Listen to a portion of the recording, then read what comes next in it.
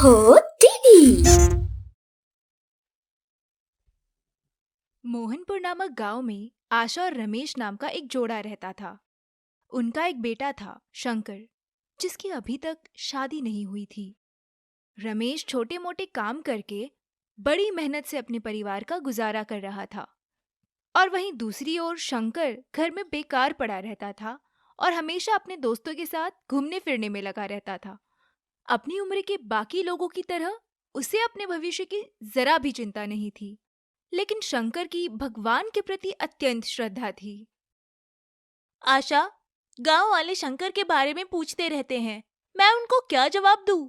वो कहते हैं कि शंकर सारा दिन दोस्तों के साथ घूमता फिरता रहता है और एकदम निकम्मा है। अब मुझे बिल्कुल नहीं लगता कि वो जिंदगी में कुछ भी कर पाएगा। आप ऐसा क्यों कह रहे हैं? समय के साथ वो भी सुधर जाएगा, और चिंता करना छोड़ दीजिए।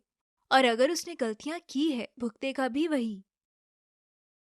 माँ, क्या तुम जानती हो, आज मैंने सभी दोस्तों को खाना खिलाया है। लेकिन जो इंसान मिर्ची नहीं खरीद सकता, उसके पास इतने पैसे कहाँ से आए कि अपने दोस्तों को खाना खिलाए? सच सच बताओ रमेश, नहीं तो मुझे बहुत गुस्सा आएगा। हाँ, चाची ऐसा क्यों कह रहे हैं? क्या अब हम खाना भी नहीं खा सकते? आपकी ये डांट सुन के तो ऐसा लगता है कि मुझे खाना खाया हुआ पचेगा भी या नहीं। आशा, इसे बता दो कि अगर इसने एक और शब्द कहा तो मेरा हाथ उठ जाएगा। तुम पहले हमें ये बताओ कि तुम्हारे पास पैसे कहाँ से आए? कहीं तुमने किसी के यहाँ चोरी तो नहीं की है ना? बेटा शंकर, जल्दी बता दो, नहीं तो तुम्हारे साथ साथ मुझे भी उसका खामियाजा भुगतना पड़ेगा। बता दो हमें कि तुमने ये भोजन के पैसे कहाँ से जोड़े। पड़ोस के गांव में एक शादी थी, तो मैं अपने दोस्त के साथ उसी शादी में खाना खाने गया था। हमने इस भोजन के लिए एक भी रुपया नहीं दिया है, और आप इस चीज के लिए मुझे इतना डांट रहे थे। आशा शंकर की बातों को सुनकर हैरान रह जाती है। रमेश नाराज होकर वहां से चला जाता है।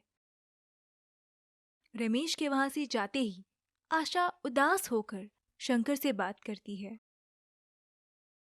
बेटा रमेश, क्या तुम हमेशा इसी तरह के काम करके अपने पिता की डांट खाते रहोगे? क्या तुम इससे बेहतर कुछ कर नहीं सकते? हर कोई हमसे सवाल पूछता है कि आपका बेटा शादी कब करेगा, नौकरी कब करेगा।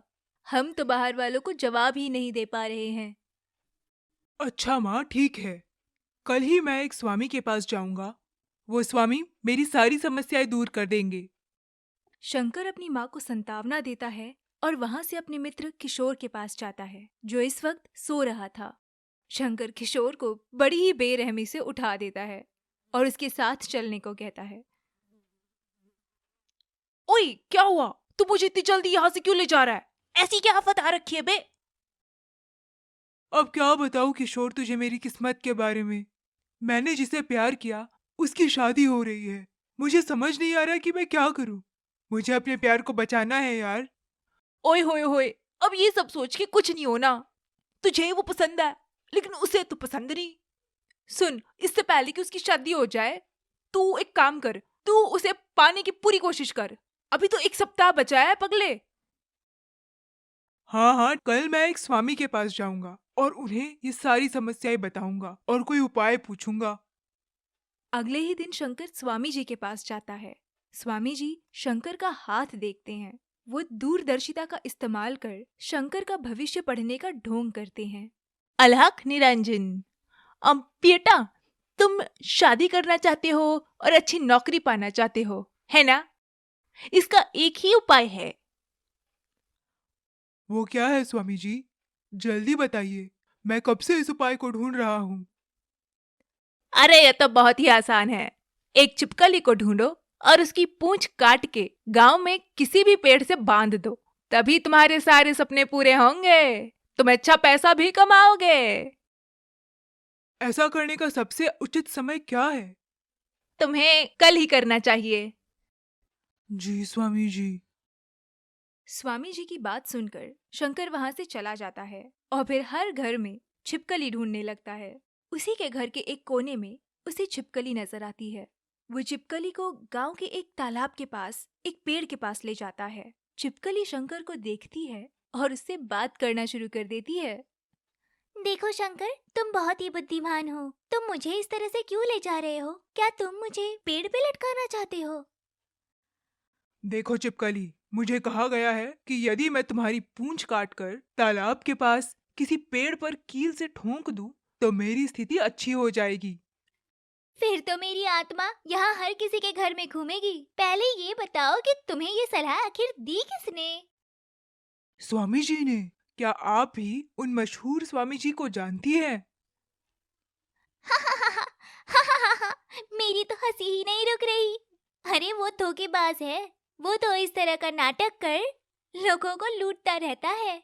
उसका काम ही है लोगों को भटकाना और फिर रात होने पर उन्हीं के घर में जाके चोरी करना। तुम कुछ भी कहो, मैं नहीं सुनने वाला। मेरे माता पिता मुझे डांटते रहते हैं। जिस लड़की से मैंने प्यार किया, वो मेरी तरफ देखती भी नहीं है। मेरी हालत बहुत खराब है। मैं वही करूंगा जो स्वामी जी ने कहा है। तुम ये सब कहकर मुझसे बचना चाहती हो, है ना? मैं सब जानता हूँ। अरे शंकर, तुम कितने भोले हो। देखो, मुझे पता है कि तुम्हारे माता पिता तुमसे बहुत प्यार करते हैं। ये तो अफसोस की बात है कि वो हमेशा तुम्हें डांटते रहते हैं। पर जानते हो, वो रात को तुम्हारी माँ से दुखी होकर ही बात करते हैं। मैंने कई बार ये बात सुनी है।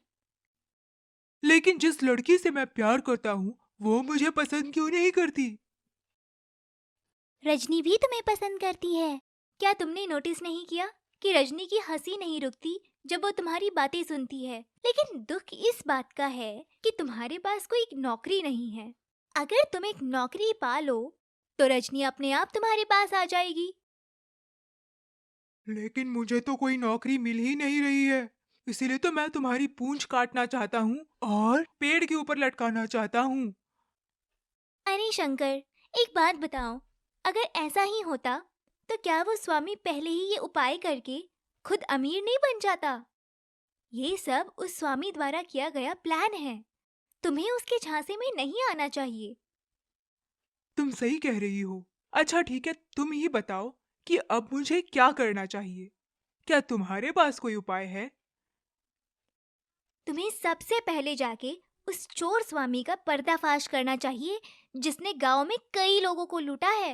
एक काम करो, तुम उसके सामने जाओ और चिल्लाने लग जाओ कि ये ढोंगी है और चोर है। फिर देखना क्या होता है। ये तुम क्या कह रही हो? क्या मैं ऐसा कर सकता हूँ?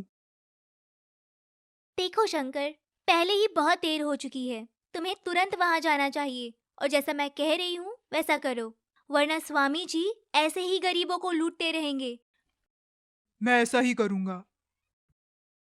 शंकर को छिपकली की बात पर विश्वास होने लगता है। वो छिपकली के कहे अनुसार स्वामी जी के पास जाता है और जोर जोर से चिल्लाने लगता है कि स्वामी जी चोर हैं, स्वामी जी चोर हैं। स्वामी जी घबरा जाते हैं और अपनी सारी गलती मान लेते हैं और डर कर वहां से भाग जाते हैं। स्वामी के भाग जाने पर गांव के लोग शंकर को महापुरुष कहकर पुकारते हैं। शंकर की खुशी का तो मानो ठिकाना ही नहीं रहता। शंकर के माता पिता को भी काफी गर्व महसूस होता है। शंकर को खुश होता देख रजनी उसके पास आती है और मुस्कुराती है। हर कोई गांव में शंकर की बड़ी प्रशंसा करता है। ये सब देखकर शंकर दौड़ता हुआ छिपकली के पास जाता है और अपने हाथ जोड़कर उसे धन्यवाद करने लगता है। देखा शंकर, ये लोग अंधविश्वास के चलते कितनी गलतियां कर रहे थे। हमेशा याद रखो, खुद पर विश्वास हो तो हर कोई सफल हो सकता है। आज तुमने भी वही किया है। हमेशा खुश रहो। शंकर छिपकली को दिल से धन्यवाद करता है। उसके बाद शंकर अपने माता पिता के साथ खुशी से रहने लगता है। कुछ दिनों में उसे नौकरी भी मिल जाती है और वह अपने माता पिता का भी बहुत अच्छे से ख्याल रखता है। छिपकली की बात मानकर शंकर एक बहुत ही अच्छी और खुशहाल जिंदगी की शुरुआत करता है।